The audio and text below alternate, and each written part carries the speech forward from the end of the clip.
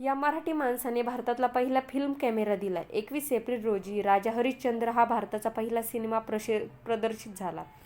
तो सिनेमा पाहण्यासाठी गेलेले बाबूराव पेंटर सिनेमा पाहून प्रेरित झाले. पण त्यांना एकच प्रश्न पडला, सिनेमा भारताचा आहे, मग कॅमेरा जर्मनीचा का? मग पेंटरांनी ठरवलं स्वतःचा कॅमेरा तयार करायचा. पेंटर मुंबईच्या चोर बाजारात गेले. तिथे त्यांनी एक विदेशी कंपनीचा सेकंड हँड कॅमेरा विकत घेतला. तो कॅमेरा त्यांनी उघडला. तो नक्की कसा आहे, कसा काम करतो हे समजून घेतलं.